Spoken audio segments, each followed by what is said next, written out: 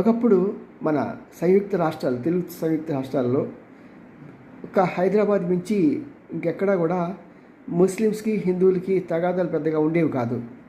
ప్రత్యేకంగా చాలా ప్రాంతాల్లో, కోస్తా ఆంధ్ర ప్రాంతాల్లో కానీ ఇవన్నీ చూసుకుంటే హిందువులు ముస్లిమ్స్ అనే తేడా లేకుండా చిన్నప్పటి నుంచి కలిసిపోవాల్సి ఉంటూ ఒకే ఇంట్లో అద్దెకుంటూ చాలా చక్కగా వాళ్ళు సాంఘిక జీవనం గడుపుతూ ఉండేవాడు మనం చూసేవాళ్ళం.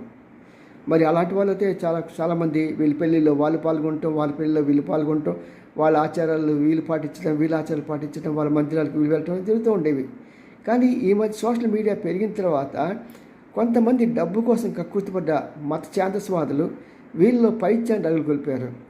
ఆ రగులుకొల్పడం ఎంత తీవ్రతకు వచ్చిందంటే పక్కనున్న హిందూ మిత్రులను కలవటానికి ఇష్టపడకుండా వాళ్ళని ద్వేషించే స్థితి వచ్చారు. ఇది మా దేశం కాదు, ఇంకోది ఏదో మా దేశం అనే పరిస్థితి వచ్చారు.